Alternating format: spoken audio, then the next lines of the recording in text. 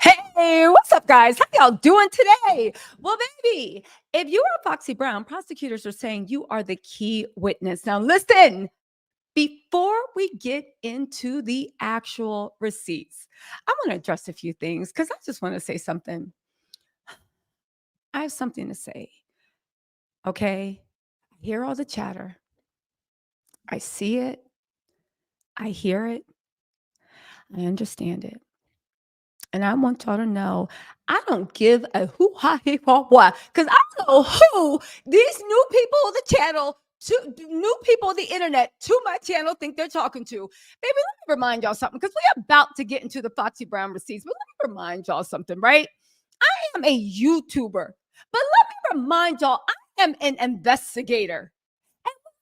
Something speculation and speculation. And baby, when I say, oh, this is what a news article is saying, it's a news article. And when I sit there and get in my Nancy Drew would it do bag, even though I hear the haters and I see them, even though they can't see it and even though they can't believe it, baby, it always comes to pass. Okay?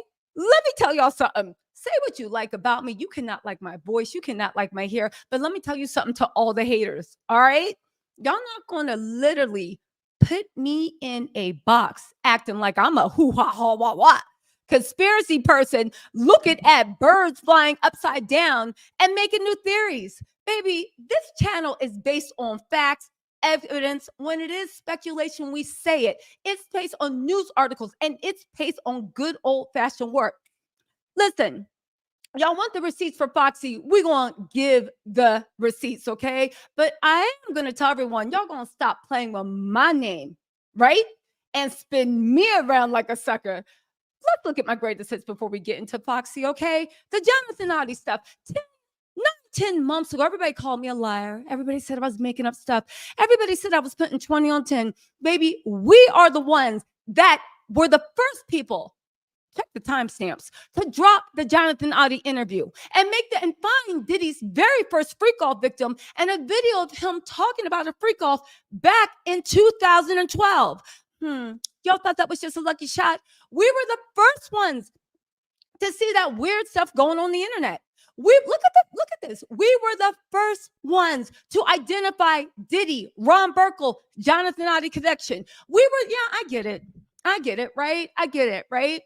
I broke the Jonathan Oddie story, and I also followed it down. I was the first one 10 months ago that said that Diddy was under federal investigation and he was being indicted. They called me a hater. They called me a liar. They said I'd be doing anything for clicks. Baby, is anything actually predicting every single thing that's come to pass in the Diddy case, including every single charge? 10 months ago, I literally did a breakdown on the RICO charges that Diddy was going to face.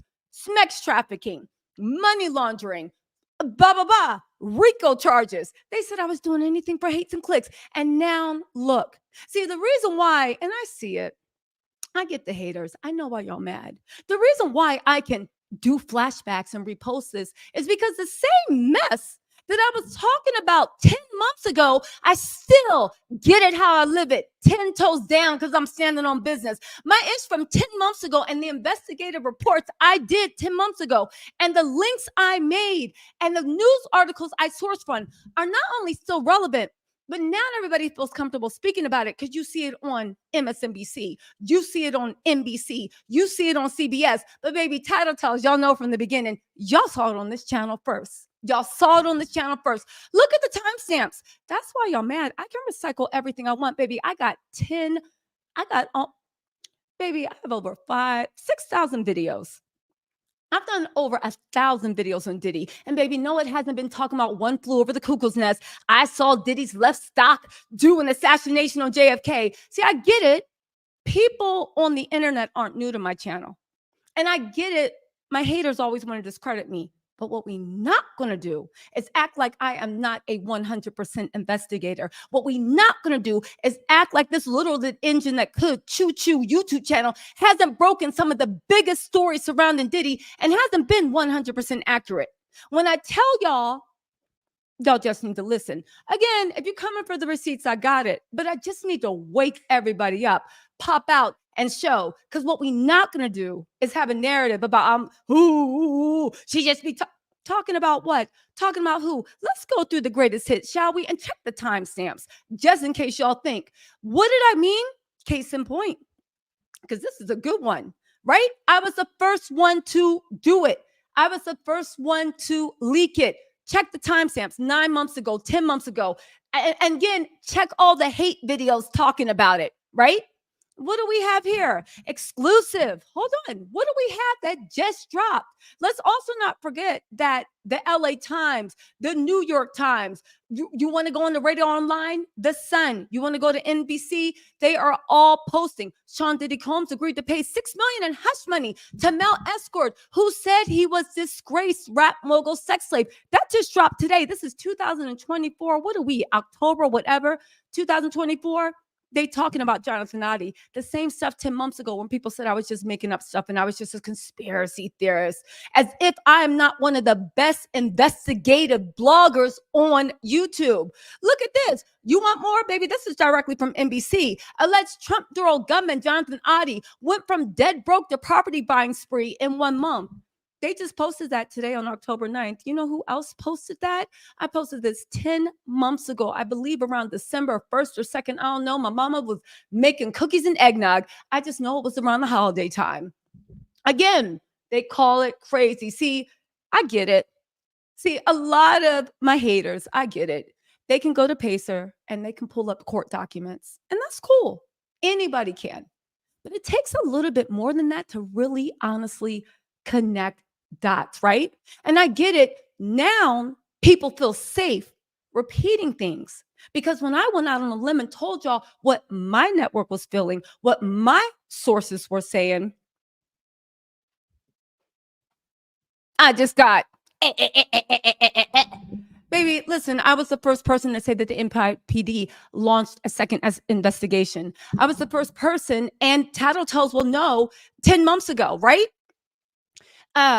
Diddy settled with Cassie to protect his powerful suppliers. I was the first person to jump out with that. But we got more going on because I want to go, right? Diddy's shocking ending. Diddy settled with Cassie because she was set to expose his criminal past. Was I putting 20 on 10 months ago, right? On top of that, Cassie's $30 million thing, right? When I said Laura London's BFF said Kim was sacrificed, yeah, I get it. It's the title. If anybody actually watched it, you would have saw that we were the first person to actually bring up Capricorn Clark, what was going on, make those connections. Now we're circling back to 2024, and Dawn Richards literally has Capricorn Clark and the hell she suffered under Diddy front and center in her new lawsuit. But again, back then, what was y'all talking about? Running around, talking trash. Again, you don't got to like me. You don't got to love me, but baby, you will respect the investigative journalism. Again, for all the haters mad about the repost, you can stay mad and you're going to keep getting mad. And that's why my channel can go into syndication, because it's funny that the same stuff I was talking about 10 months ago, baby, it is still accurate. It still is what it did. First to report that Diddy was going to be disinvited from the Grammys, right? Kim's exit system exposes everything, key info. Now, again, do I have to make things up for what? When all you need is some analytical skills sometimes, because yeah, I know I do this for a living. Y'all got real jobs. But at the end of the day, the things I speak about and the things I talk about are based on the things I research. And I don't got to do anything for click, and I don't got to do anything for view. And that's why you dead mad that these videos keep going, because the same videos you talked trash about 10 months ago are now running on repeat, and new people are finding them, and they are just as relevant and just as truthful. New info. Diddy's male freak off workers come forward. I was the first person that said that the freak off workers were going to be talking. I was the first person to actually identify his freak off supplier. I did a whole PowerPoint on that. Again, check the timestamps. 10 months ago, right? Leaked video. Diddy's disturbing relationship with his mom. Now, I don't know what Diddy's relationship is in a mom, but I know that it's scary, right? I know that it's scary. I was the first and only person 10 months ago when people are like, Cassie's going to write a book. And I said, Cassie did not sign an NDA. And I actually went through New York legislation and showed investigation-wise how it all wraps together. So how it all wraps together so that Cassie could, like, that's one of the reasons, a negotiation tactic. But I went into New York legislation. I even went into the governor's desk and broke it down, right? I was the first person that actually pointed out Ron Burkle. Okay. I was the first person to actually say that New York State, city, and local feds, New York State and New York local, was investigating Diddy. What happened after that? I was the first person to say that they've actually officially turned it over to the feds, Homeland Security Investigations. Check the timestamp, 9-10 months ago. Again, first person with the freak off video. I reposted it a bunch of times and it did my channel well. But baby, sometimes you got to actually you have to actually show people. I was the first person 9 months ago to say New York City, New York State, and feds special investigation units have joined forces to investigate Diddy. Again, people on Twitter, haters on whatever, we're saying whatever they want, but baby, the evidence is right there. Again, we found the New York freak off agency. I was the first person that actually did a call of arms saying that Diddy is going to try to come out with a fake narrative to actually change what was being said with Diddy. The first person to actually come out and say that things had changed with Diddy and he was going to try to change the narrative. But not only did I say what he was going to apologize, I told you guys the exact words. I told them in the exact order. And I even gave the time. I said, if it's not going to drop tonight, guess what? He's going to drop sometime between 11 and 12, around 11 a.m. Eastern Standard Time. When did he drop his apology? On a Sunday at 11:17, I believe. I was off by 17 minutes. I was the first one that actually said that there were charges against Justin Combs for grape. Okay. Again, I was the first one to say that a grand jury had been assembled. I was the first one to, and you can check the timestamps, baby. I was the first one to tell y'all grand jury had been assembled. I was the first one to tell you that Diddy was going to be indicted. I was the first one to tell you that there were going to be criminal RICO trials coming. And I was first one to say, and I still stand by this, Diddy is getting an attempted murking charge on him. Stay tuned. Stay tuned. I say all this to say, right? I say all this to say, I was the first one to say that Aubrey was talking to the feds. I say all this to say, and again, if you look at the timestamp, right? I was the first one to tell y'all about Brandon. If you look at the timestamp, okay, at the end of the day, the channel speaks for itself. And again, you can do what you want, but baby, you're not going to sit here and throw dirt on my name and act like I'm like one flew over the cuckoo's nest, just sitting there talking, and pulling stuff out of my ASS and who knows what else. Baby, what I say, I was the first one to report that the LAPD claimed that Diddy put a $1 million price on Tupac and Suge's head, and that the authority said that Foxy Brown holds the key to everything. Okay. First of all, at the end of the day, the freak off workers, it's a reason I can, let me pull my phone out. It's a reason I can repost my stuff from 10 months ago because I can stand on business, right? And I do want to say one last thing before we get into this presentation. I get it. The fact that my haters don't know how much tea I actually hold.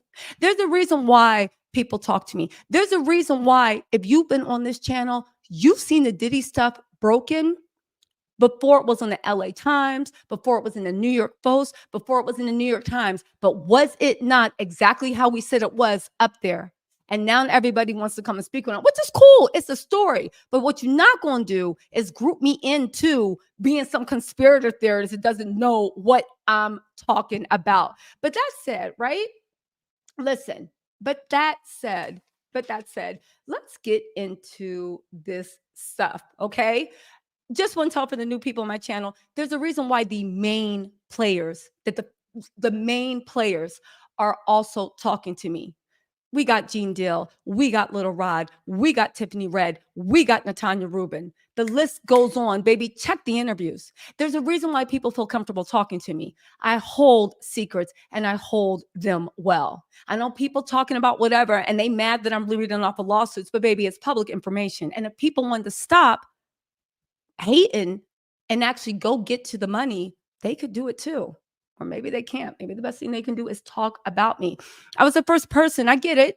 Pacer is very, very easy to get, and that's cool. But I was the first person to make the connection between Jonathan Oddie, the connection he worked for with the Dancing Bear, the connection that the Dancing Bear, that site, go Google it, and the way that police officers were members. I was the first person that uncovered through investigation that the police chief had used his company work email instead of a burner account to open the thing with Dancing Bear. We were the first ones to actually go and be like, wait. What did the police report say? We were the first persons to uncover that the attorney general for the state of Florida, in the closeout report that everybody has to do, go watch the videos, had listed Jonathan Oddie as deceased, even though he's clearly not.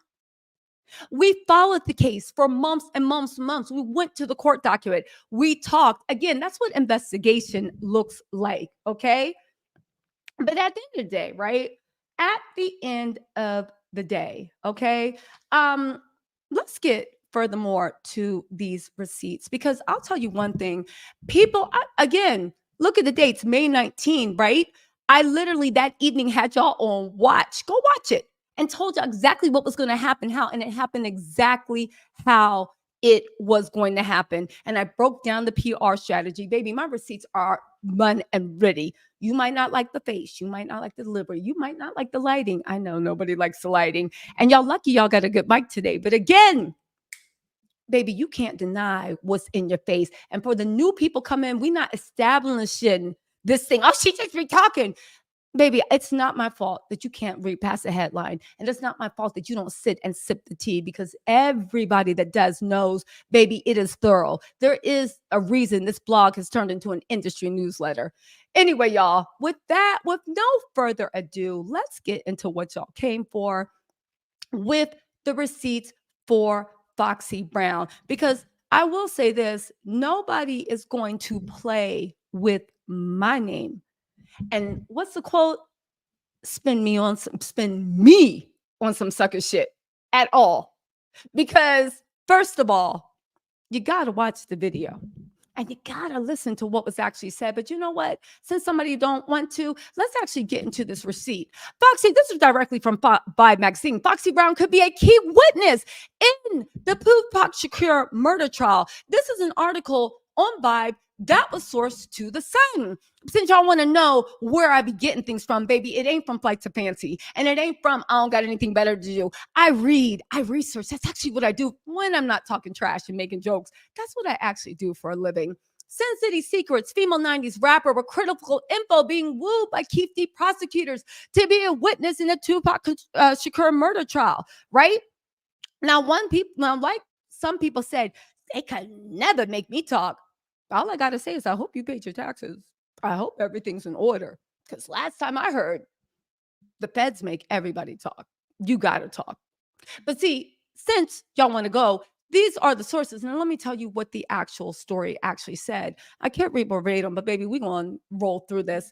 The source actually said that Foxy Brown is a key witness in the key. Just let me cook. It's a key witness in, I got a watery eye, in the Keith D trial. Why? Because Keith D has always maintained, just let me cook, it's all going to come together. Keith D has always maintained that he wrote a book, right? He said Diddy paid him. The rental car that was in Vegas, that was used to murder Pac. Don't ask me how I know, but I'm giving y'all some tea. It actually was either rented or paid for by Arista Records, whatever it's called. There is proof of that. It was driven from New York down to Vegas, okay? Diddy's involved in this somehow. This is what the streets are saying. And baby, by the streets, I mean Vibe magazine. By this, I mean Keith D's book. By this, I mean Keith D's actual witness statements to the prosecutors, which I actually did read, but it's not over. So let me just paint this picture for you, right? Keith D said, it's not me. I know I said all that. I know I confessed. But guess what? I was just talking. Matter of fact, I wasn't even in Las Vegas. The feds said you weren't in Las Vegas. They said, no, I wasn't in Las Vegas. They said, what about that chapter you wrote where you said you walked up to a car? Eric Zip Martin was in the driver's seat. Foxy Brown was in the passenger seat. You walked up. Eric told Foxy to get out. You got into the car. Eric told you to take care of this. Foxy Brown was waiting outside. He passed you a 17 round Glock, bop, bop, bop, bop, bop. You put it in the back of your pants. You got out of the car. Foxy got back in, right? Y'all remember that, don't y'all? Well, if you don't, I actually read it. That's what the federal prosecutor said. The federal prosecutor said not only was Foxy the key witness in actually putting him there, okay, but also if we go into other articles, because that's the thing. One article isn't going to give you everything you want. You got to cross-reference. I know y'all got real jobs. I know y'all got responsibilities. And that's why you're family, because I'm the nosy neighbor that's going to put everything together when you come over for some ice cream and some coffee cake. So where does it come to her just being a key witness? Well, Diddy's feds are secretly liaisoning with Tupac Shakur's murder prosecutors on gangland activities in a shock twist. Now, if you read this article and you keep it in mind with the other two articles, it paints a picture of, at least in my opinion, Foxy's a key witness. If they can paint Keith D in there, right, then Keith D is at the scene. Prosecutors are already working because they believe, along with the feds, that there are rumblings that Diddy is involved in the plot to murk Tupac. I know it has been a YouTube conspiracy theory, y'all like to call it, for a while, but this isn't conspiracy when the feds are actually working with the prosecutors to I'm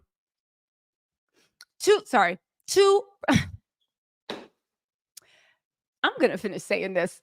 It's not a conspiracy. And now as I'm pushing, again, when I talk on things, I'm not pulling things out of my ASS. This is literally hours and hours of research and reading and connecting the dots, right? So how is it happening with the key witness? Diddy is being looked at. The feds that are investigating Diddy's case, Homeland Security Investigations, are working directly with the the Las Vegas PD and also the LAPD to figure out what happened in Pac's murder. They already have the car from Artist Records, Artisty, I don't care, from the record company, Clive Davis, Bad Boy. That company paid for the car. It got drove down. Foxy is the key witness. A word from her can vindicate, right? Can vindicate and clear Diddy, co-conspirators, which, by the way, are being rumored to be Jay-Z. Now, I do want to say this. I know that there are a lot of other rumors going around about Foxy and Jay-Z. And the funny thing is, I'm the only person on the channel. I'm the only person in all of TikTok or YouTube that hasn't spoken on her relationship or whatever it was with Jay-Z. So it's funny to me that it's funny to me. I find it funny, right? I wasn't speaking on those rumors. I'm talking about the way her testimony, a word from her opening her mouth, can vindicate Diddy, can put Diddy in the ground. Just a word. It can also free Keith D, or it cannot. Now, if somebody's posting that the feds could never, all I got to say is I hope your taxes are in order. I hope your taxes are in order. I do also want to say that if anybody actually watched that video, I'm explaining exactly what I'm explaining now. But somehow people want to run, people want to talk, people want to spin people on sucker shit. As a matter of fact, right? People begging for a comment. You think the feds are begging Foxy Brown for a comment right now? You think the feds are begging right now for a comment? You think she gonna give them one? I don't know. We about to see. The trial for Tupac does start November 4th. And maybe if we have time, we actually will cover it, that trial. But we are going to see. But it's not over, right? Because where's it tied to Jay-Z? Now, I have said in numerous videos, baby, I don't got a lot to kick it. I do research, I have receipts, and I have a vast network of contacts and sources that have not led me wrong when it comes to this Diddy case. Baby, there's over 1,000 videos I did about Diddy, and I wasn't just flapping my gums. I was bringing y'all the up-to-the-minute news and research, okay? And research, all right? And when I speculate, I'll tell y'all I'm speculating. What's the Jay-Z's connection? Well, oddly enough, when it went down, people are looking at Diddy for the freak-offs and the nasty stuff and the sex trafficking. I have long maintained on my channel, and baby, you can look at any video and bring it up. I have long maintained that I believe that if Jay goes down, it's not going to be for any freaky deaky stuff. He was smart enough. Maybe he might have been in and been a bad boyfriend, husband. I don't know. But his link, which I've always said, would be financial. Diddy and Jay-Z are financially linked. I've always maintained that. Now, that's my opinion, and we'll see. Wait to see in 6 months if my opinion actually comes out to be true. But I've always said they were financially linked. On top of that, okay, why is the financial link important? Because if you look at most federal crimes, it's the financial that gets you. If you're linked to money laundering, if you're linked to a RICO, if you're linked to that, not only, right, is it heavy penalties for that, but there's also federal forfeiture. Federal forfeiture is fruits of a poison tree. If even a dollar, if even a penny of anything you use to buy, invest, co-own, whatever, turns out to be from fraudulent money laundering or illegally got money, baby, the government owns everything. It doesn't matter if you're a partner. It doesn't matter if anything. I've gotten dragged for it in the past. I said, I think if there's a link, it is financial. Now, listen to this, okay? And I think I was very actually clear to actually say whether this was speculation or not. Now, here's the part where it gets interesting, okay? A lot of people were saying, Jay-Z's been quiet. What's going on with him and Diddy? What's this link between the Keith D case and Diddy and how Foxy Brown can even clear everything? I do want to say in all the rumors, no matter what they are, Foxy Brown can either confirm, she can deny, she can protect, she can defend, or she can say nothing, which is her right. I saw all the rumors going around about the crazy stuff that people were saying all over about her and Jay-Z. And I stayed quiet because I was like, I don't know. This seems a little bit far-fetched. She chose to open her mouth. And she chose to say out her mouth, when I speak on this, this is probably going to break everybody's heart and all this other stuff. Okay, that's fine. And I'm assuming she's going to speak to the prosecutors if she's called as a witness. Now, again, this is what the streets, and by the streets, I mean credible news organizations are saying, but we will see. But let's get back into that Jay-Z link, okay? Because let me walk y'all through this. Jay-Z and Diddy like this, okay? Some people say they involved in nasty stuff. I do maintain that they are involved in financial stuff. This whole thing about Diddy, as much as people are talking about like the people that might have been victimized and this and that, I'm telling y'all, and as much as everybody gets mad about it, my opinion, most people are in jail. Let me tell you something about America. You can do pretty much anything. The one thing people don't let you do is mess with their money. And the one thing that sends people to jail for the rest of their lives is money. Steal someone's car and slap someone's mama and see how much jail time you're doing for either. That's all I'm saying. That's all I'm saying. So Diddy and Jay-Z obviously linked, not just good friends, but also with the money. Okay. Diddy, it's heating up. The feds are now cooperating with the LAPD and the NYPD. You got the streets, you got the receipts on the screen. If you don't believe me, go do your own research. Okay. I'm just telling you what I found. Not trying to change your mind. Just telling you what I found. Okay. So oddly enough, and this is very oddly, and when I speculate, right, I'll tell y'all. Oddly enough, Jay-Z's lawyer opens up a case with Tupac's family to investigate a possible link to Diddy and Pac smirking. Jay-Z's lawyer. So that's when I said, ooh, Jay-Z's entered the chat. What would you have to gain? Why would you? And this is my speculation. I actually speculated about this on live. Why would your lawyer, if Diddy is your business partner, and you know how I know about federal forfeiture laws, and if you don't, I'm sure your lawyer told you, why would you let your lawyer work with Tupac? Now, you can argue Jay-Z's lawyer is a free person they can do, but see, Jay-Z's lawyer is also one of the best lawyers out there, and Jay-Z's lawyer is not cheap. And I'm not saying Tupac's estate is broke, but I said, well, who's paying for this? Now, there are a lot of guesses. The media had guesses. People said that, right? Spiro collaborated with Jay-Z, whose real name is Sean Carter. He was also Alec Baldwin's lawyer for the manslaughter case. Blah, blah, blah, blah, blah. Tupac family seeks info on Sean Combs's possible link to But if y'all don't believe it, it was in Newsweek. Again, that's what I do all day, scour the web and try to make connections and then do a deep dive into it. So I said to myself, wait a second, why would Diddy's business partner, who is Diddy is convicted of anything, right? He could stand to lose everything for forfeiture. Why would your lawyer go and work for Tupac? And who is paying for the lawyer? Could be, and this is speculation, could be Tupac's family, or it could be Jay-Z. Jay-Z pays for lawyers a lot. I do believe he paid for Meg Thee Stallion's lawyer. That was one of the best things he ever did, getting her off and getting her innocent. Well, Alex Spiro did the work, but you get what I'm saying. He mobilized all things. So I said, is Jay-Z's lawyer? And if he is, why would he do that? Why would he do that? And some people, naming myself, could speculate and say, you're paying this because you want to see Diddy go down. But why would you want to see Diddy go down? Or are you trying to let Diddy know that you know where the bodies are buried? That if he feels like opening his mouth about you, and this is my speculation, because on this channel, we are critical thinkers. I don't have to pretend to know everything, baby. We speculate. You know how it is, but it's always marked as speculation, as opposed when I'm like, yo, I did some research and I got some sources. So I said, well, wait a second. Why would you be paying for this? Now, in a world, you have to think about anything's possible.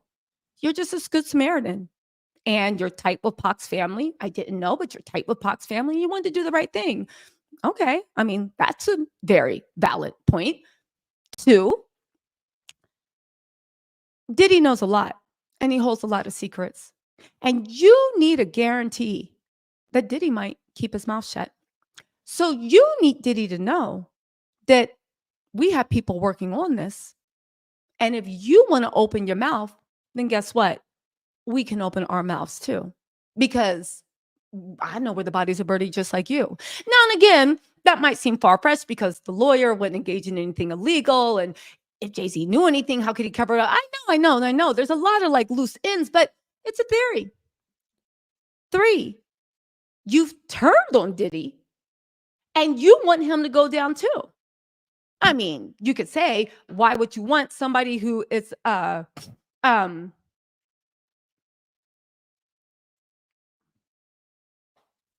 anyway, let's change the subject. The point of the matter is, right? Jay-Z, Diddy, Foxy Brown. Again, a lot of people didn't watch that video, so I am here to break it down. The point of the matter is, Foxy Brown is a key witness. The feds are also working with the prosecutors. They are investigating Diddy's ties to Pac's murking. The more that is uncovered, the more and more it comes out. By the way, Eric Zip Martin, the man that was in the car with Foxy, it has been alleged, not by Keith D when he wrote his book, and like Keith D said, he could have been lying about everything, but the feds don't believe him. The feds took him at his word because they are conducting a parallel investigation. I'm sorry, the prosecutors. But Eric Zip Martin was the one that when Diddy allegedly put that $1 million hit, he was the one that actually received the money, not Keith D. And Keith D actually felt some type of way about that too. So again, it's all related. There's a lot going on, and there's a lot of speculation. And there's also 2 ongoing investigations. 3, if you count the feds now working with LAPD, Las Vegas PD. And if you count LVPD, LAPD, and the prosecutors, LAPD, LVPD, the prosecutors, and the feds, and also the feds on Diddy and his co-conspirator or co-defendant self, and also every single business relationship he's had, the most notable being to a one Sean Carter. Okay. At the end of the day, it is what it is. Here we have Fox News. Diddy issues mount as Tupac's family investigates alleged link to death, hires Alec Baldwin's Russ lawyer, who is actually Jay-Z's lawyer. Again, it really does get shaky when you get into it. But I do want to say, right? And we're going to talk about some other stuff because there's some other funny stuff going on. It gets a little shaky, but I do want to say, you ain't got to like me. You ain't got to respect me, but baby, you going to watch your mouth because, baby, again, what we not going to do is paint me as some one flew over the cuckoo's nest, making up rumors, making up stuff. Literally, that's what we not going to do, baby. I put too much time, too much effort, too much blood, sweat, and tears into. And granted, I enjoy it. I'm not going to lie. Y'all know I'm nosy and I love investigating. And to literally digging below the headlines, linking things together, connecting the dots, going deep dive research. How many months did we follow the Jonathan Oddie case when everybody said we were lying? And now look at God's glory, LA Times, New York Times, everybody running, NBC, everybody running the same articles that we all knew 10 months ago. Again, and articles are still dropping from research that we uncovered almost a year ago. Oh, sorry, my allergies are acting up. In any case, y'all, listen, ladies and gentlemen of the jury, I say all this to say, right? Again, for anybody that's not going to talk to the feds, you don't got to. I hope your taxes are in order. For anybody that feels any type of way, that's cool, right? But what we're not going to do is play with the name of me and my resources, my investigation, my sources. And baby, if you don't see something on the screen, go Google, because I guarantee you there's some type of news article or something with the research that I've been. Anyway, at the end of the day, baby, we can say what we want. Oh, there was something else with this Tupac case. I'll think about it in a second. But I just know that, baby, say what you want. The one person that ain't going to be spelling on some sucker shit is me and throwing dirt on me and my investigation, baby. You see the resume. You see the channel. And that's why y'all mad that I'm still went into syndication and still doing reruns, because the articles I did from 10 months ago are now being proven true 100%. But that's what it is. That's what it is. Anyway, right? At the end of the day, listen, at the end of the day, baby, my work product will not be disrespected by anyone. I don't give a F who you are. The work product is there. Now, everything else is up for opinion. You can call me a dumb bleep, bleep, bleep, bleep, bleep, all you want. But baby, please believe. Please believe. Don't put my name next to anybody that just be making up, like reading Lipstick Alley posts. Just get out of here.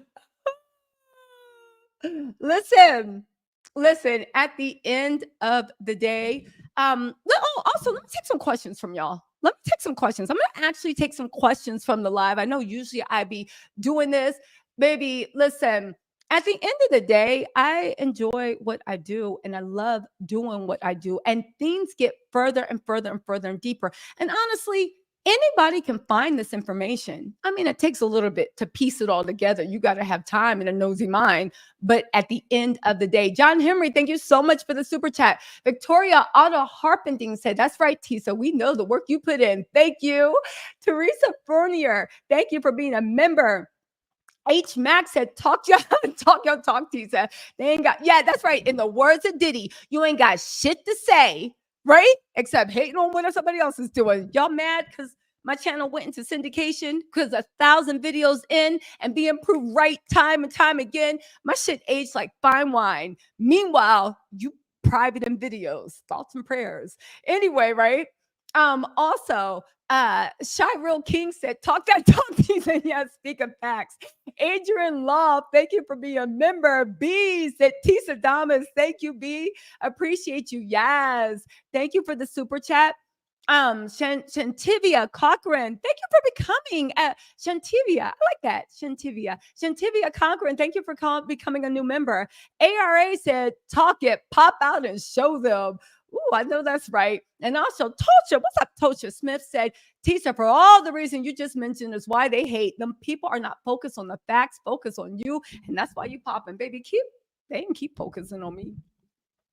It's cool. Because while they trying to sit here and pull me back, I'm still moving to the finish line. And if y'all really was about anything, you'd be trying to get to the finish line too, instead of worried about what I'm doing. Because I guarantee you, I don't worry about what y'all doing. But anyway, right? Oh, also, I did want to address something. A lot of people talk to me about commenting on Diddy's mugshot. We got to talk about that really quick, right? Diddy's mugshot, okay? Diddy's mugshot is an interesting thing. First of all, the one floating around, that's fake. It's AI generated. Anybody can see. It's AI generated. If you know how to recognize AI generation, listen, sometimes I do, sometimes I don't, but you can actually take any image and you can put it through. There's different modules that are available, some free, some you pay.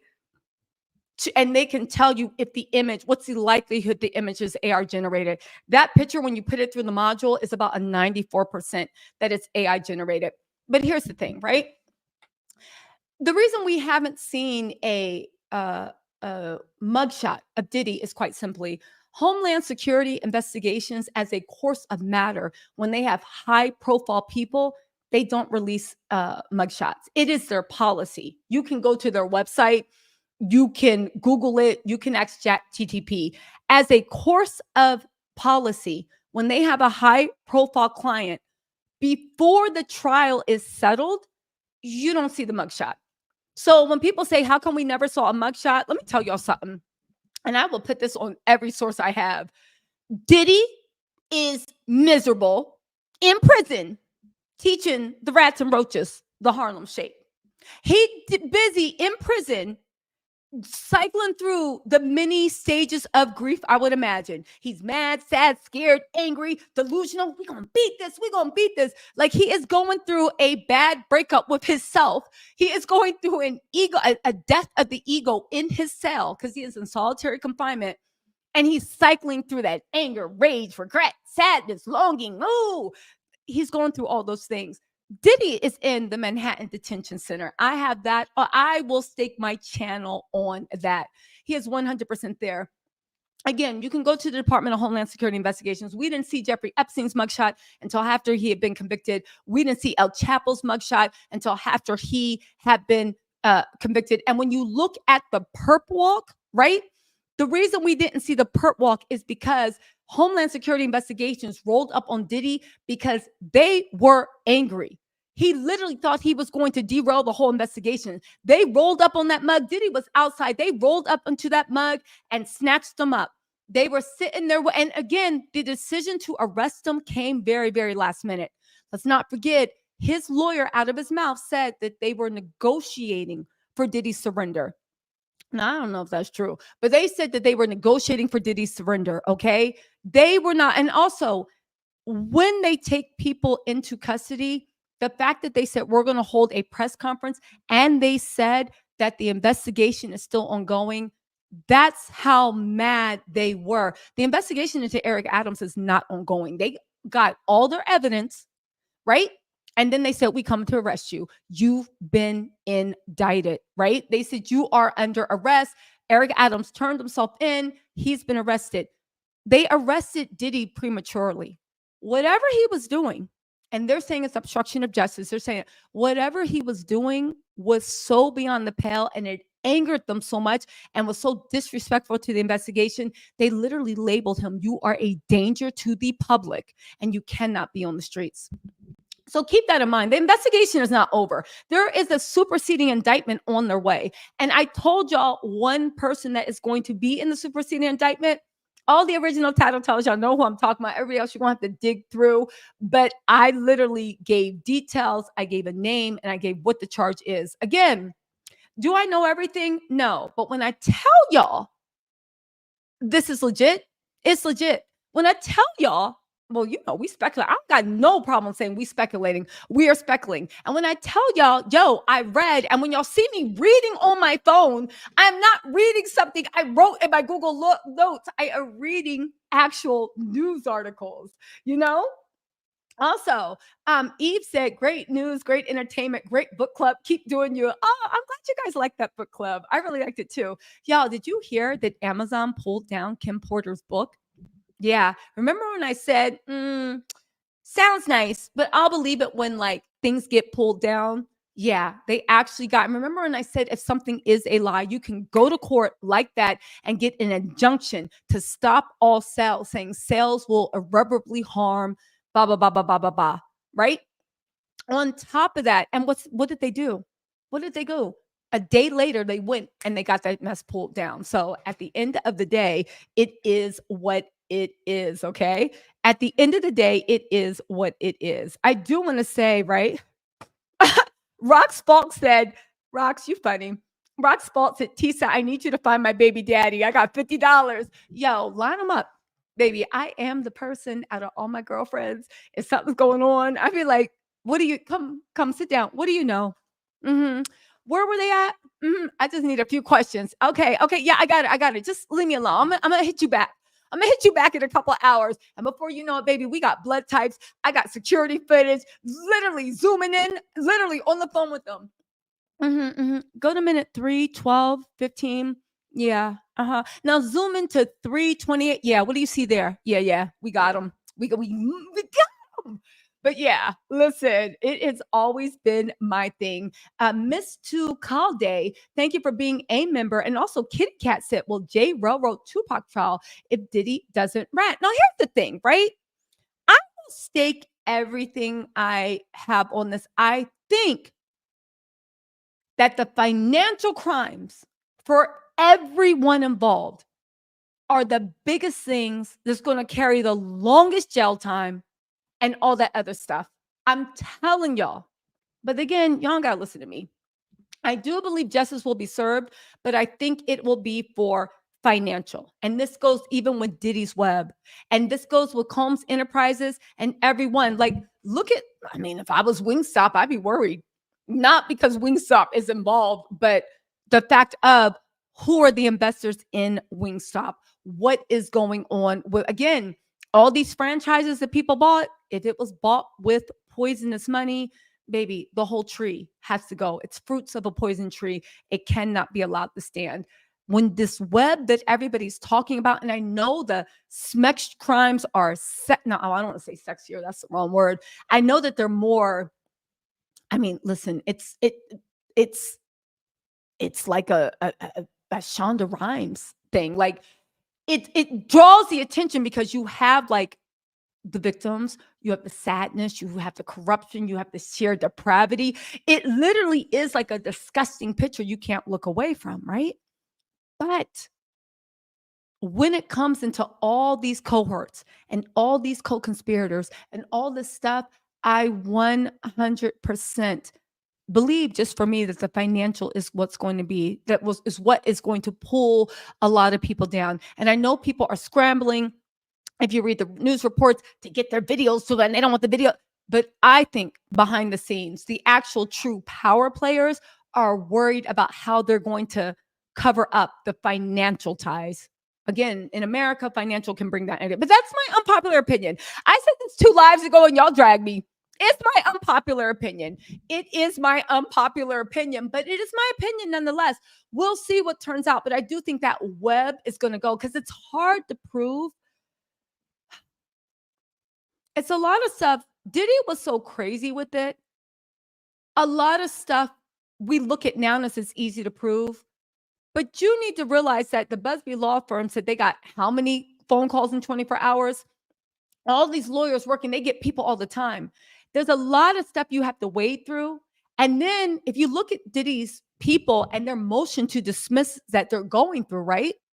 A lot of their motions are dismissed are based on, we're outside the statute of limitations. You can't do anything to us. Oh, well, that's the way their motion dismiss are going. So a lot of the mess that Diddy did, it's either statute of limitations, so you can't bring charges, or, right?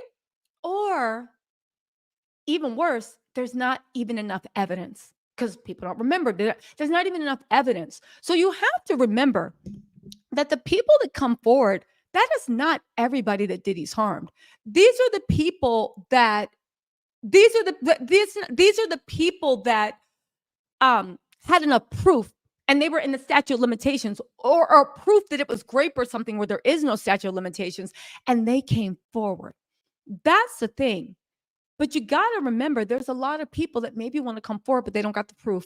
They don't got the memory, or they're scared that people are going to judge them about what were you doing there, this, that, and the third.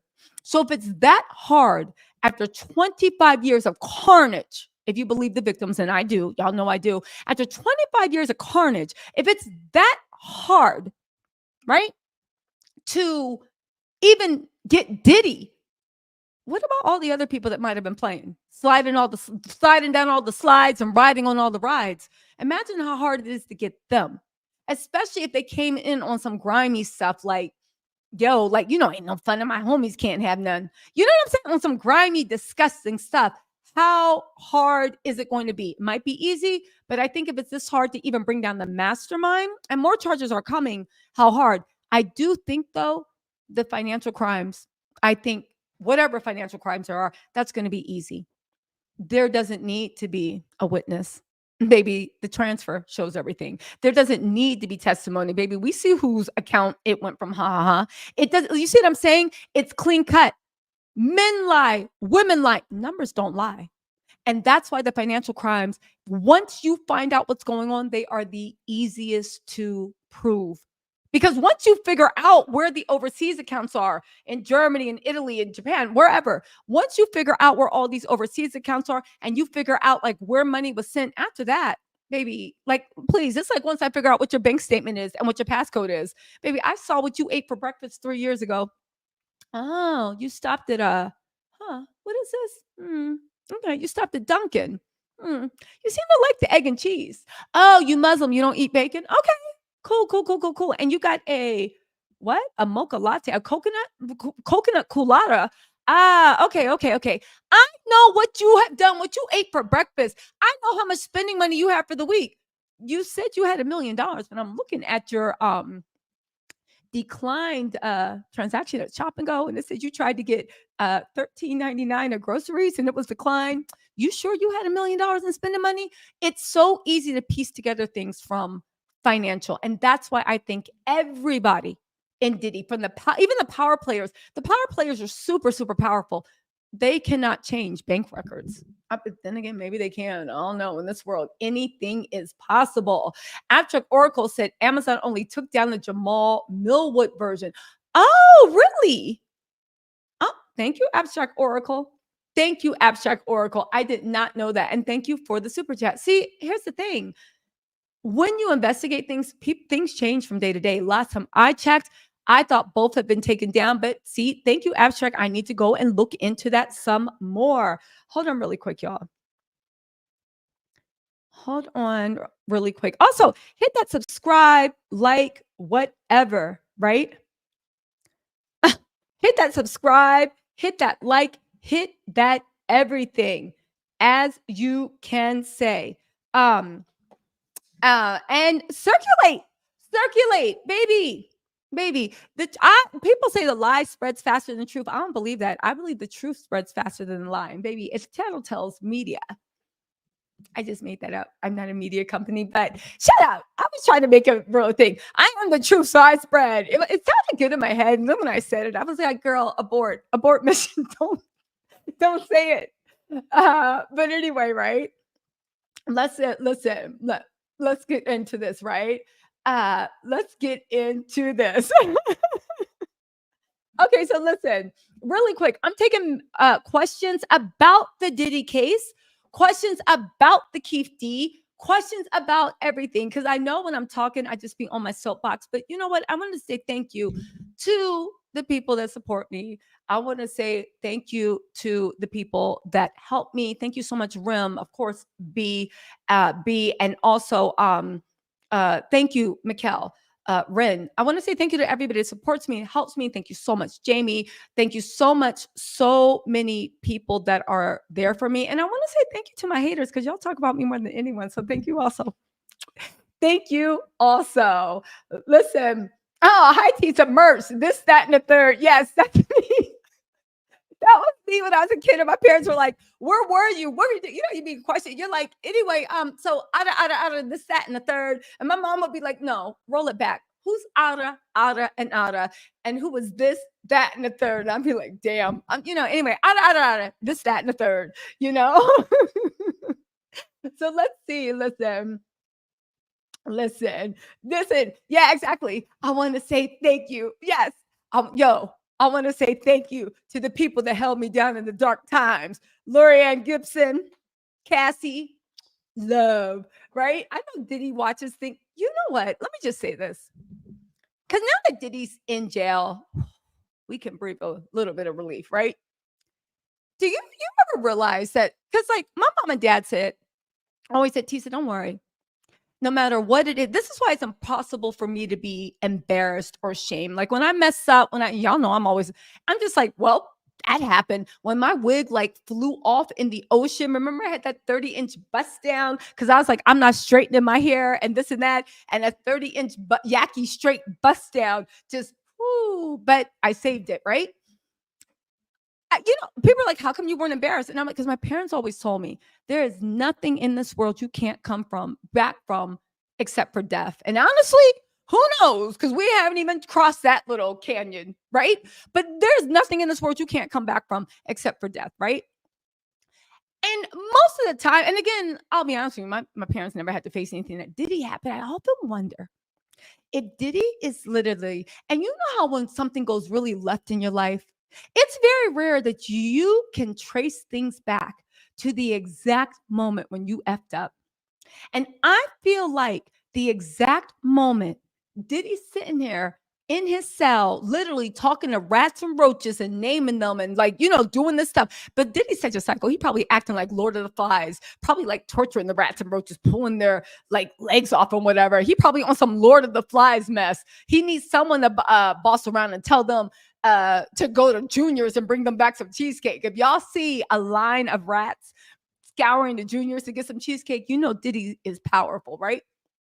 But all of this, him sitting there, solitary confinement, crying, not having anybody, his mama out here making pleas, all of it can be traced back to one moment. Two moments, but one big moment. When he gave that BET acceptance speech where he was like, yo, I want to thanks everybody that got me through, held me down the dark times.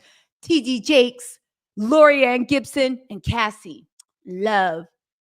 Everyone, including sources close to Cassie, said that moment where she felt so enraged and disrespected. And now that we know in 3D, right? Actually, I do want to say with the Cassie video, I was also the first one to say that the feds leaked it or shared it with CNN. And that was a federal evidentiary compilation video. I know a federal evidentiary compilation video when I see one because it was spliced together from all the security cameras. And there was everyone be like, the feds don't leak. Look at you lying again. It's all cap. And look at God's grace.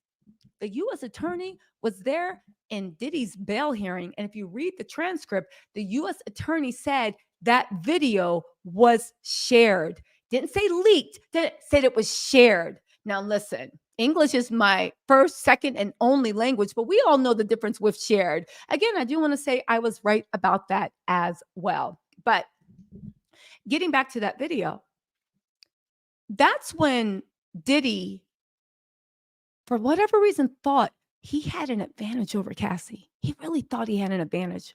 And that's when his true nature came out. You're a cruel man.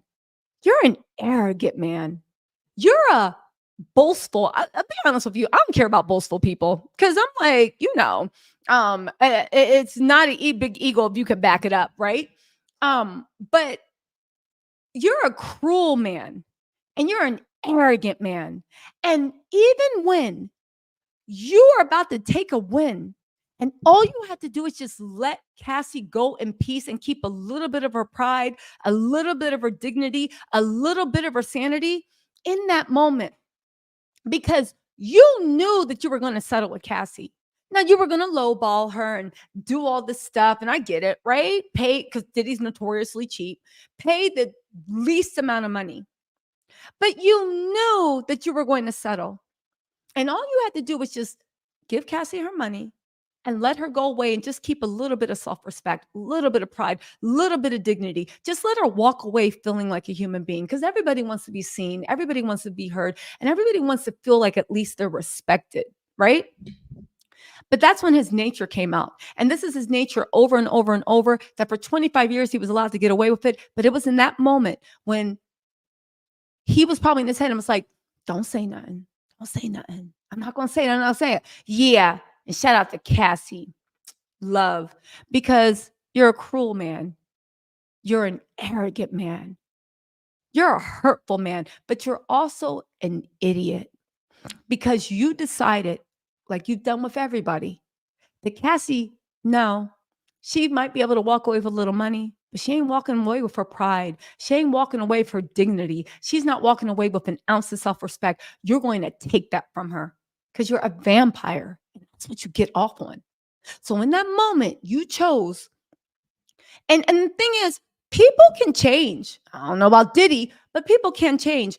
Who among us are the same as we've been 10 years ago? When I say change, I mean evolve, right? And in that moment, all the stuff talking about, yo, I did some deep work on myself. In that moment, you could have chose to say, you know what, in your head, I know I really screwed up this person. I might have even had her thinking about ending it all. But you know what? Let me just go on about my business and leave it alone. And that would have been a little bit of growth.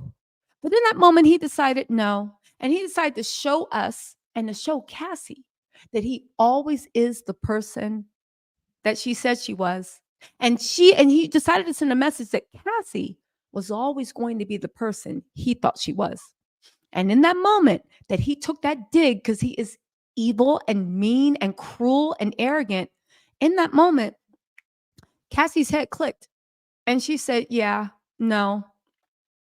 And that's when she decided this is going to court.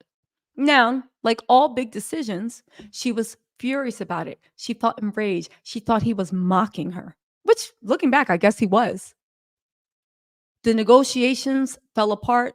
Cassie gave her lawyer the okay, file that ish. From Diddy at the BET Awards, doing that mess, his whole world came crumbling down. I do agree with the Little Rod stuff, but to tell you the truth, Diddy never paid anyone. But you know what? I'll tell you one thing, right? I feel like Little Rod and Cassie are like bookends. Cassie tells us of what was going on in the early days. Little Rod made it all current. To think that even after Cassie had done all that, and you saw the public outrage, Little Rod told you, and by the way, I do have an interview with Little Rod. I reposted it for the new people on the channel and the old people that didn't have anything to do, right? I mean, if you clean and washing your hair or whatever, it's a good long listen. And a lot of stuff he said back then, now that Diddy's been indicted, it's still relevant, right? But with Little Rod, that was interesting because you saw the ish storm that came from Cassie. You saw the ish storm. You saw the way the public. Little Rod asked for $50,000, which he was owed, and his musical rights, which he was also owed, right? That's it. That's all he needed.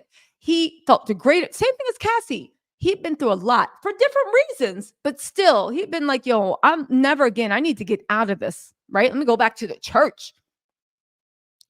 And in that moment, you still chose to be arrogant, evil, boastful, cruel. There's something in him that he likes to crush other people, even if he has no need to. For Cassie and that dig at her, and also Little Rod to let him know he ain't nothing. And what'd you say? You begging, baby. Little Rod showed him who was going to be begging. Now Diddy up here begging to be for bail, begging for mercy, begging for a comment. Diddy the one begging. Again, pride goeth before the fall. And I don't understand what I think most people are reasonable people, even myself. I'm a very reasonable person.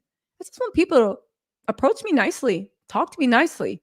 But if you want to talk and be on the goalie stuff, baby, we can be on the goalie stuff, please. But again, I feel like that's the way Little Rod was. If you want to get on some disrespectful stuff, then fine, we can do that. But again, at the end of the day, right? The day got to end. Oh, you want to hear something? So Tasha K just posted Diddy's A-list pal. Also, remember when Tasha K posted that interview with Gina Han, Diddy's girlfriend? Like, I think her and Cassie overlapped and her and Young Miami overlapped. That Gina Han, where she was calling her like racial slurs. Gina Han told us what was going on with Diddy. And to be honest with you, I didn't even watch the whole interview. I just watched because I'm always working. Not because I heard it was a good interview, but I'm always working. But Gina Hahn told us, and a lot of us, at least myself, took it as a joke, or maybe she's just trying to get money or whatever. And I was even making jokes about how can you be dating a billionaire and have carpet on your floors? It's no shade to have carpet on your floors, but when you live on the West Coast and you dating a billionaire, why are your heart like it just don't add up, right? But at the end of the day, I know when I heard Gina stuff, I'm like, really? Diddy did all this? I do feel like that would have been Cassie's fate if not for Diddy settling. And that probably would have been Little Rod's fate. And when you look at it, it probably was everybody's fates before then that said something. Look at the way nobody rallied around Gina. Nobody said anything. Gina Hum was not only proven to be 100% actual, factual, telling the truth, but she got dragged in the media. She went and told people that Puppy, boom, boom, boom, boom, boom. And she lost a child because of it. And everybody was just like, really? Diddy did that? And Diddy was sitting there right there with his new baby, talking about baby love and doing all this stuff. Again, that monster has always been in front of our face. But Tasha K actually said, go ahead and watch that Gina Hun video on Tasha K if it's still up. They said Diddy, now this is interesting. Diddy's A-list pals alleged infected women with the herp after wild freak-off parties. They said he's accused of knowingly infecting innocent women with the herp after partying up at his infamous F-off orgies. Documents show one victim ended up hospitalized after being exposed to the incurable disease by a high-profile celeb back in 2009. Allegedly, these parties involved heavy rugs, gallons of baby oil, and things got real messy. Y'all, it's not looking good. Who you think that person was? He was he or she was an A-list celebrity. We don't know if it was a he. We don't want to know if it's he. I like that T-Mus, this, that, and the third. Also, I want to say thank you to Tisa. Oh, thank you, mixed chick. Oh, I like your new Abby. Nice. Doree Angel said, Tisa, keep spilling the tea. Jealous people will show us who they are. I do think Christian will be indicted for allegedly S-ing Grace O. Marque. You know what? That's always been interesting with the Christian part about him. Diddy could have settled Christian. Diddy could have settled to keep Justin out the lawsuits too. Diddy, from what I'm hearing, made a very deliberate thing to make sure that his sons weren't kept off of lawsuits. And I think that's a very interesting thing. If you look at the fact that people say Diddy is selfish and only out for himself, I mean, this is just my opinion, but it seems like a bit odd from someone playing perfect father, perfect this, perfect that you would even do all that and that you wouldn't.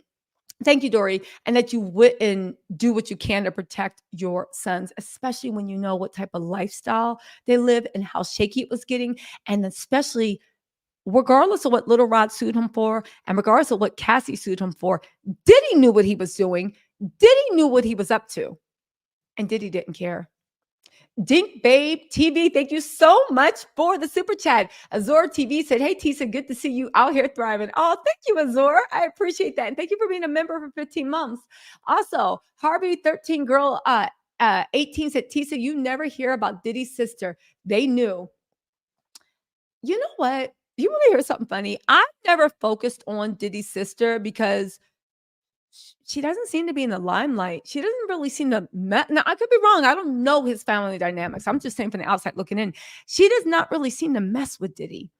And I agree with you. I got that same feeling because it's easy to focus on people's family. But when some of your own family is like, right? Janice was in the middle with the white fingernails waving, doing the Harlem Shake and whatnot. And it's such a shame too, because Diddy was so good at putting on like what they know we want to see. You want to see a man being a good father, no matter how he treats the mothers of the kids. You want to see him being a good father. You want to see him being a loving son. You want him to be like, like a partner that just wows you and shows you things about life and someone you can have fun with, like your best friend. He really knew the image to sell to everybody. But when it came down to who he really was, he showed it on that stage. And that's the moment everything went left. That's the moment. Yeah, maybe she did know, but I did think it's funny that the sister was always just like, Big K5 said the way he said Cassie's name at the BET speech sounded angry. It legit scared me. It did sound very hostile. And how he kept posting and talking about Kim and loving her, just weird. That's another thing I will say. My friends used to always drag me and say that I was being cynical, but baby, I can recognize Cap most of the time, right? When tragically Kim Porter passed away, that was super, super tragic, right? And I often wondered, what was Corey Gamble? This is a side note. What was Corey Gamble doing at that house? Because as much as they try to play it as Corey was Kim's brother, they was like brother and sister or cousin. Corey and Kim were not that, like, I don't want to say they weren't that tight, but were they tight enough for him to be at her house in that exact moment? Were they? Were they actually tight enough? Because besides a few off pictures at that same party, the Kardashian party, where is the other evidence that Corey and Kim were like favorite cousins, like play sister and brother? It's like this narrative that got up because we were like, wait, what's Corey Gamble doing at Kim's house? It's odd. And the way anyway, it's all odd. But the thing is with the Kim stuff, when she passed away, and my nosy self was like, what is Corey Gamble doing? Even Kimora Lee, her bestie, took time to get there. What is Corey? Why was he was there when she passed away? He decided to call. She like what? This early in the morning, Corey, don't you got a job? Don't you got to like go rub Chris's feet or something? And when you look at Corey's past, Corey has, well, I'll talk about that later. I don't want to get into that right now. The whole point of the matter is, what was Corey doing at Kim's house that early in the morning or afternoon? And what were you doing there? Y'all didn't hang out like that. If somebody said, Corey, how many times you visited Kim's house in the last 2 years? I don't think he could even hold up 5 fingers, but that's just me, right? The point of the matter is when she passed away, I was like, man, that's so messed up, right? Because I talked to people that actually knew her, and they knew her before the Diddy years, and they knew her after the Diddy years, different people. And the one thing I'll never forget, she said to me was, Kim, when you saw her in person, pictures didn't do her justice. She literally would take people's breath away. And when she walked in to anywhere like a hair salon or a store, she had this presence. She had this factor. It's probably what drew Diddy to her. And they said, when you looked at her, you would think, wow, how did God give someone so much, just so much beauty, so much body? Like she had a beautiful, like Victoria's Secret body, but curvier, but still like, like how did God give one woman all this stuff? She had a beautiful smile, a really good laugh. She was super friendly. And I did hear after like years of being with Diddy, she was very standoffish. And I see why, because Diddy would F anybody around her. Like, why do you have to F her friends? It was weird, right? But Kim had a light that Diddy was attracted to. And I remember like when he was doing I'm Missing You, not I'm Missing You, but when he was doing the tribute to Kim and the best dad driving them to work and all this other stuff, I remember saying, everybody said I was heartless. And I'm like, this is all cap. Because if you love this woman so much, and if you appreciated this woman so much, and if this was the love of your life, you would have married her. And even if you wouldn't have married her, you wouldn't have cheated on her 1, 2, 3, 4, 5, 6, 7, 8, 9, 10, 11, 12 times. You wouldn't have gotten her to the point of her. She was starting to look like really just defeated and tired all the time because of what he was doing. But he was able to brainwash everybody into thinking they had this black love story and they'll never be this and that. And I'm like, that doesn't add up. When a man, and women, y'all know this, when a man wants you, he will make it known. I don't care if he got 50 cents in his pocket. I don't care if he got 50 billion. When a man wants you, when you are his one, baby, nothing can stop a man. They will move heaven, hell, like they just want you by the top. When a man wants you, the only people that will buy into Diddy's thing about, oh, well, that was my one, but we were star-crossed, are somebody that's never had a man truly love you down. Just like men, I'm sure you can say that when a woman loves you, it's just on a different level. You don't play those games about, oh, I loved her, but no. When someone wants you, you don't even need to ask. So all that stuff about him posting about Kim and loving, I just looked at that as cap because I'm like, you human, and that's not the way people when they're in love and when they value you and want you, the way they act and the way they treat you. Because it comes to a certain point when you actually love someone. I mean, truly them, not love the way they treat you or love the way they look or love the way they make you feel. No, no, no. When you truly love someone, it actually hurts you to disappoint them and to hurt them. You actually want to be a better person because you love the reflection of yourself you see when they look at you. You love it. You don't want someone. It's almost like your parents. Who doesn't want their parents to be proud of them? You know what I'm saying? Who really is like, no, I want my mom. No, you want your parents to be proud of you. When you truly love someone, you love the way the reflection of yourself looks, and you love that, like, it's just, and it's like, Diddy, that shit don't happen in real life, but that's just my point. Rashida Brooks said, hi, beauty, we love you. I see the book on Amazon. Okay, Rashida, thank you so much. I stand corrected. Listen, I stand corrected. I thought the book got pulled down. There was a bunch of articles that, oh, wait, I got to do some research. Did they get that book back up? Because I do remember 4 days ago, they had reported that they pulled the book down. And I remember saying, like, you got to not just get a cease and desist, but you got to sue. Did the book get back up? Let's see. Hold on. We're going to do a deep dive on Kim's books. Also, when I be on the live, when I take these notes, baby, these are research notes. We're going to look into Kim's book and see what's going on. Also, I want to see if I can get the author on this channel. I want to see if I can get the author on this channel. Really quick. Also, Omni Harrell PEP said, Tisa, we appreciate you. I'm praying for you and your family. The truth sometimes hurt, but truth will set you free. Thanks for the truth. Oh, thank you. And Eve said, I hate that white fingernails are a negative thing now. I really hope he left his girls alone.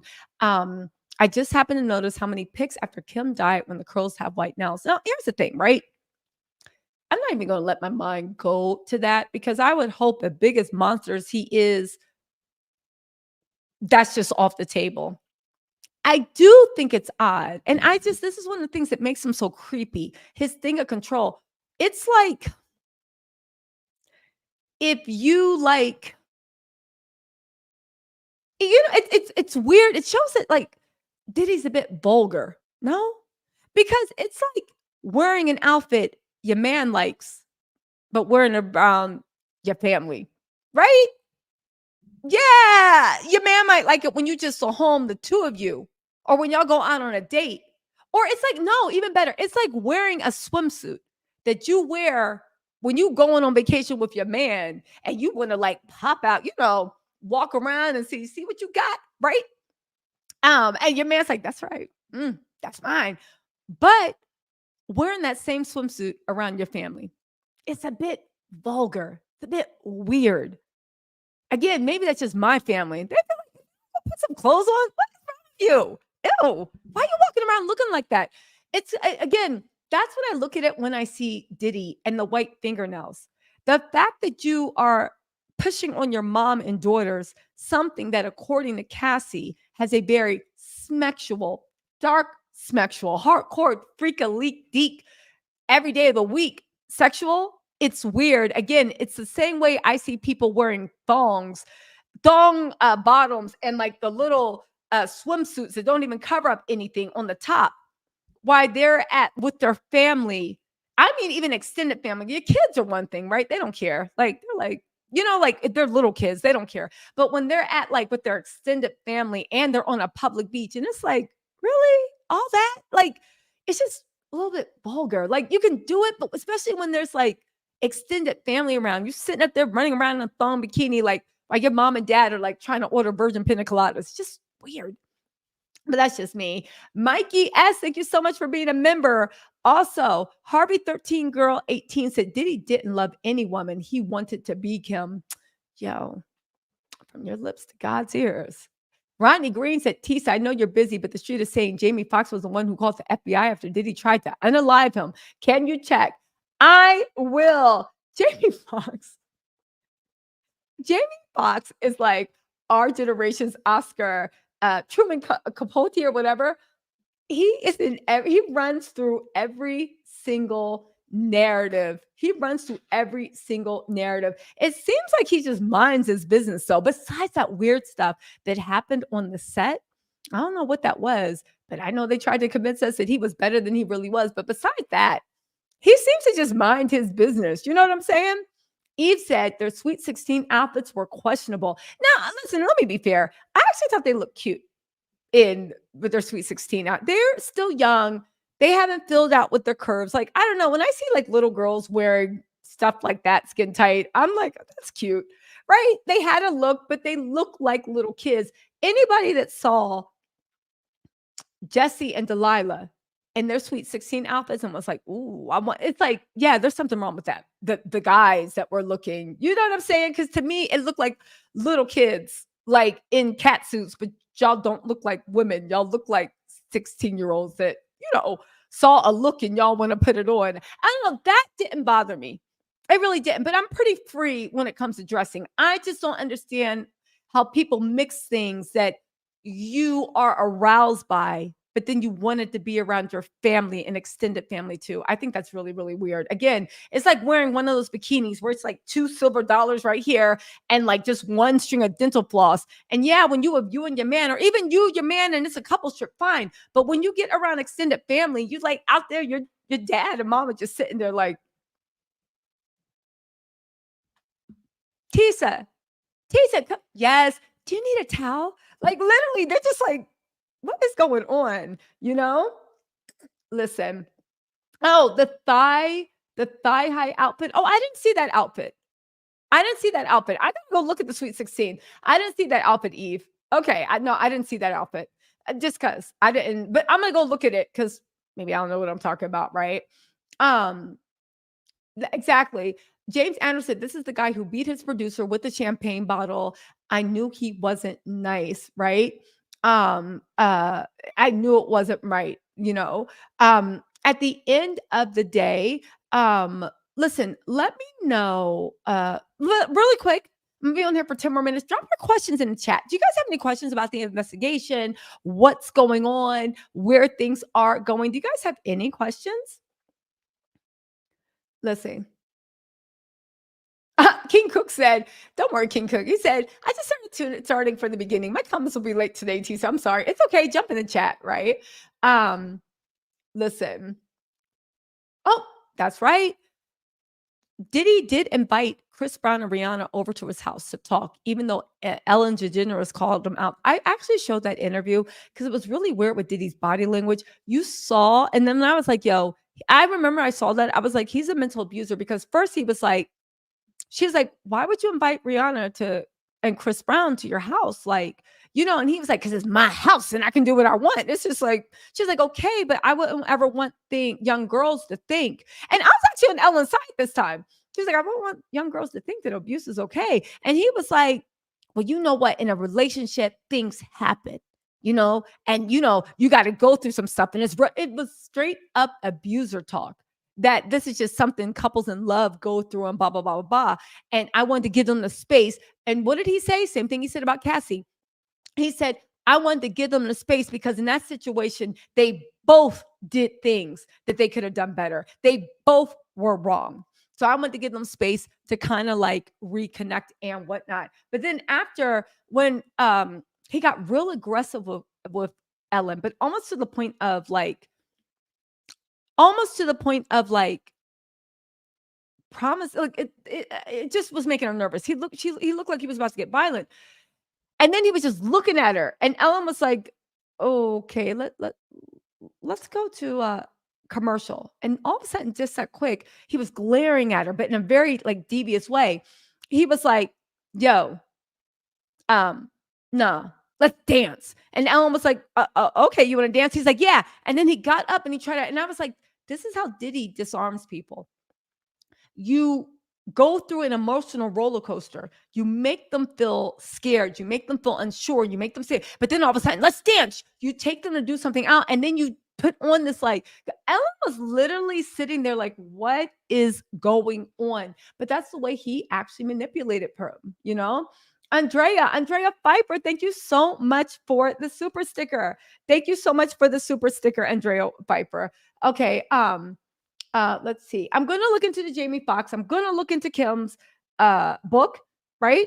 And maybe, well, I actually don't want to bring Diddy's sister into it because, you know, oh, Hendrix, Italian fires at Tisa. Who do you think the video of that's being shopped around?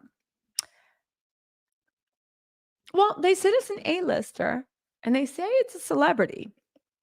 I actually don't know. There are so many names, I think. I look at the people that were closest to Diddy. I look at the people that partied with him the hardest. Usher was super tight with Diddy. Kevin Hart was super tight. We know Jay-Z super tight. Even though I will say, well, I know it's an unpopular opinion. I never heard of Jay-Z. Like, not saying Jay-Z's not a clout chaser, but he is a business person. I feel like he knew how, let me shut up. Y'all gonna drag me. But at the end of the day, from all the people I talked to, actually, let me revisit that. I need to double back. But I have not heard of Jay-Z being, yes, he was at the party, showed his face, but them doing whatever. But at this point, I'm not willing to defend anybody because who knows? But I do know as far as who partied with Diddy. And when I say party, like Usher arrived when the album release party was going off. Kevin Hart was super tight. And who knows if they're on it? I don't know. It could be anyone. I look at Ashton Kutcher. But I don't know. At this point, there are so many people. Um, I am interested about the tapes that are being shopped around where people were taped without their permission. I'm still wondering, is that legal? If somebody tapes you without your permission and another person comes to claim that tape, is it legal for them to sell it back to you? Because isn't that revenge, P? I don't know. I don't know. I don't know, you know. Also, Yvette, thank you so much for the super sticker. I do want to say also, go do your research. Said, what do you think about the Busby guy? I looked him up and he's giving Tom Girardi vibes. You know what? I'm actually going to reach out and see if we can get Busby on this channel. I'm actually going to try to see if we can get Tony Busby on this channel. I mean, why not? We do research. We come with facts, and we've been one step ahead on the Diddy trial. Baby, you can go look at the 1,000 videos in the catalog. We in syndication right now, season 1 of Tisa Tells in the Diddy case. Hold on, let me get to these questions. Hold on.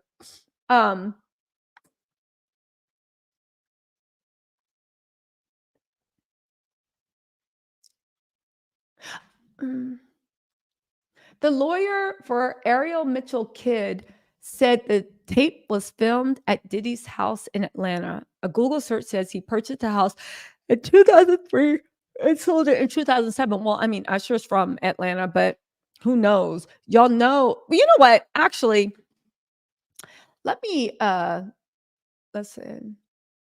At the end of the day, you said, Tisa, tell him. I know that's right.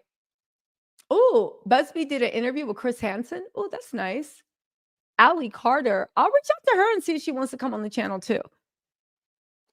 I'll reach out. Y'all know I am willing to. I want to talk about the people that says they were there, you know? Um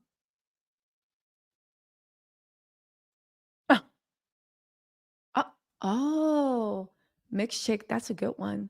What tapes did Kanye really buy from Ray J? That's true.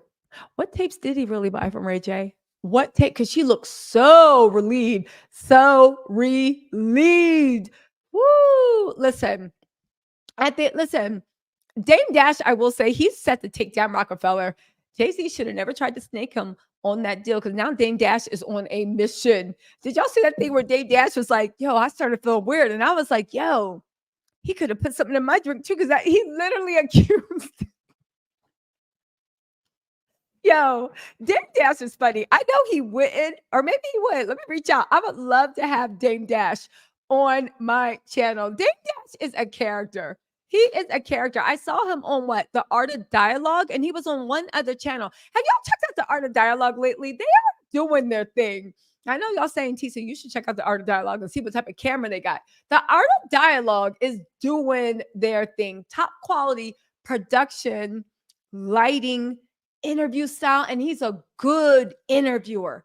Like, we be getting like real things that happen, not one for the cuckoo's nest, but like y'all, if you haven't subscribed to why am I doing a commercial for the Art of Dialogue? Y'all already know who they are. If you haven't subscribed, you need to go. Like, the interviews are so good what they get and the angles. And I think, I don't know who's behind the Art of Dialogue, but I kind of feel like they might be Black because they're so respectful of the culture and they know the culture so well. But even if they're not Black, they're respectful of the culture and they know it. And it's not just some like, oh, I saw Diddy's left sock assassinate JFK, but like they're really like, I don't know. I'm a big fan of Art of Dialogue. And every time I go on Twitter and something new about the case, I mean like the actual people that were there breaks the Art of Dialogue. It's usually a splice from their interview. The Art of Dialogue is truly doing their thing.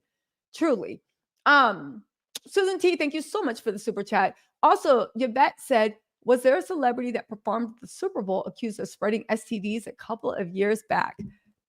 So Usher was accused of spreading something years back. He was accused. We don't know what the case was. I think the case was either, let's actually Google and see what happened with that case because I don't want to misspeak on this. Let's see. Usher. Did he settle or was it thrown out?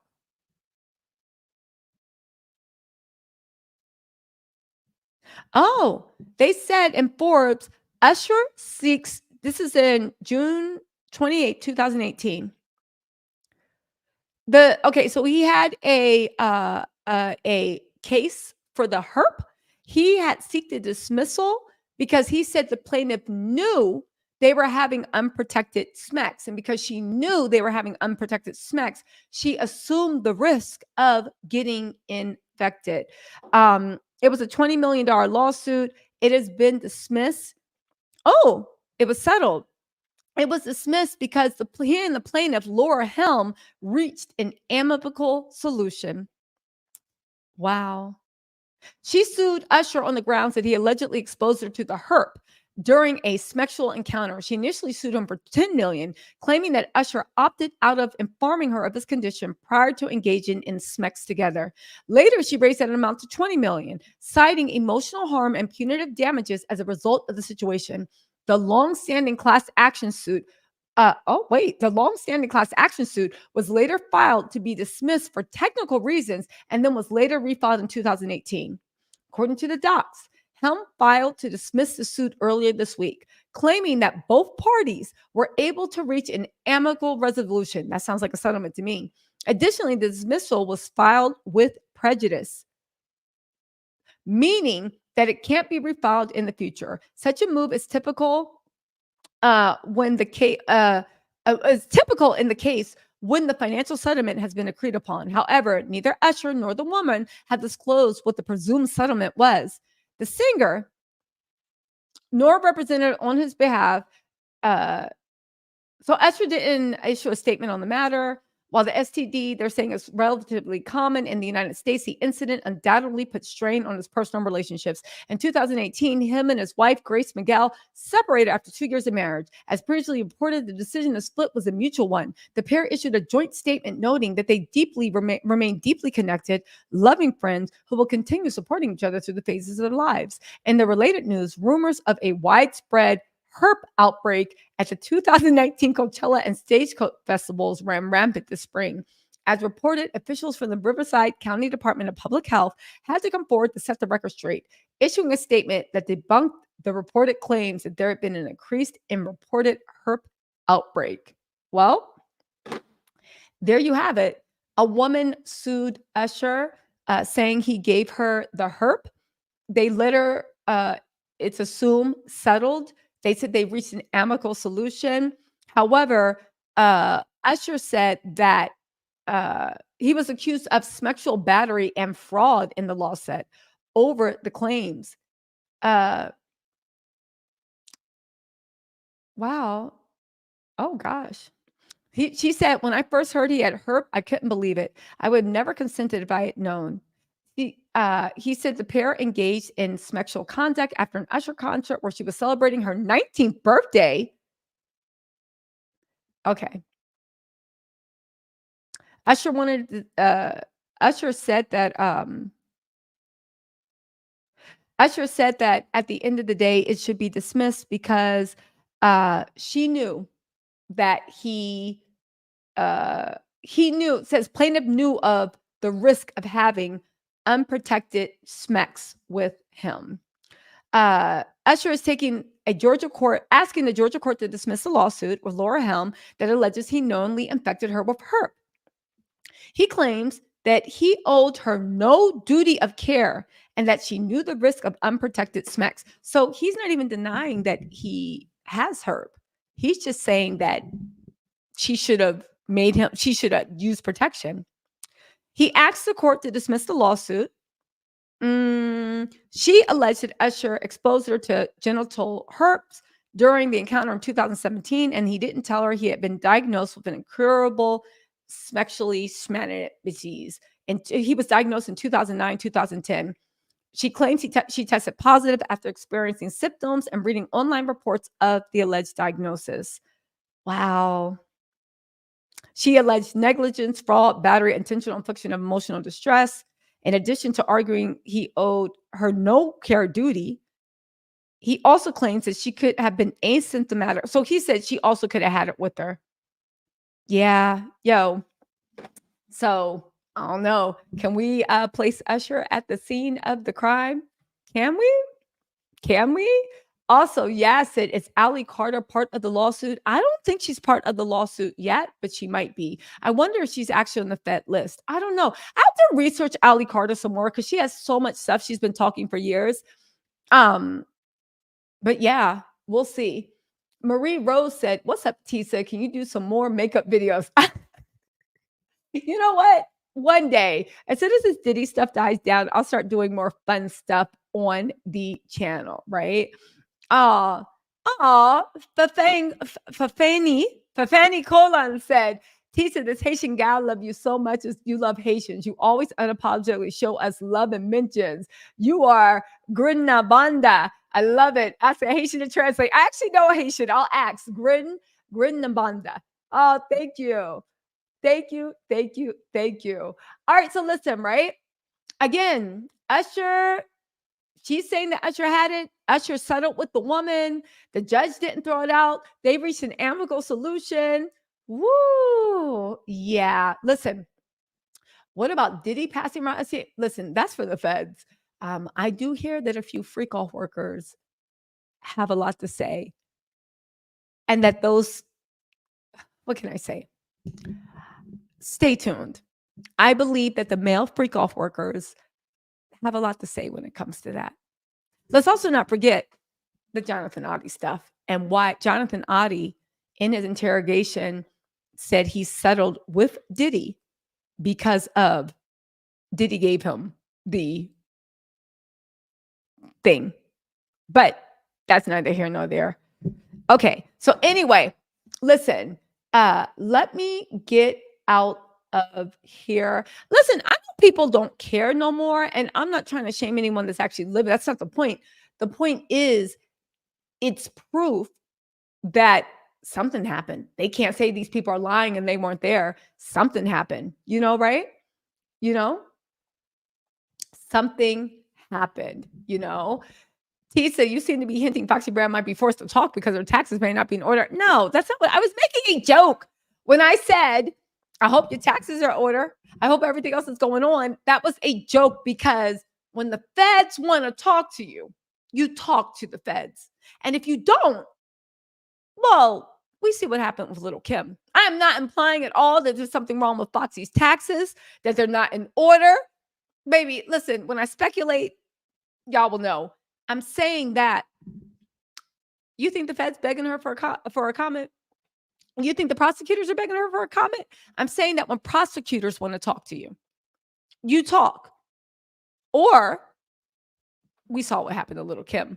When the feds want to talk to you, baby, you better hope your whole life is in order because they will apply pressure. Your great grandfather could have not paid a parking ticket from 1903, and the feds will put pressure on you. I am saying that I hope your whole life is in order because the feds put pressure. But even outside of that, when the feds say talk, you talk. Or, well, we saw what happened to Little Kim. Little Kim said she wasn't snitching on anyone. Even though I do find the word snitching to be an odd choice of words. Like, did they do something or not? Right? Like, all you gotta do is defend. Did they do something or not? But Little Kim said she wasn't going to snitch on anybody. And we saw what happened. And I don't think that's snitching. Testifying in a trial, if you are called to testify, that's not snitching. Unless you were a part of it. You know, and I'm not saying she's a part of it. But do you see what I'm saying? I don't know. That was odd to me. But then what do I know? I just sit on YouTube and talk, you know? Also, Billia Jackson said, friend, last Sunday I was here at 11. You were supposed to be having a guest, some guy that sent your info, I forgot his name. Was I? I don't remember. Oh, hold on. Wait, I got to take this call. Hold on. Hello? Which one? Can you send it to me? Oh, hold on. I'm on live. I'm going to read it. Oh, are you talking about with the, okay. Yeah. All right, hold on. Let me get off of live. Hold on. All right, guys, listen. I got to go. Love you guys. Talk to you guys later.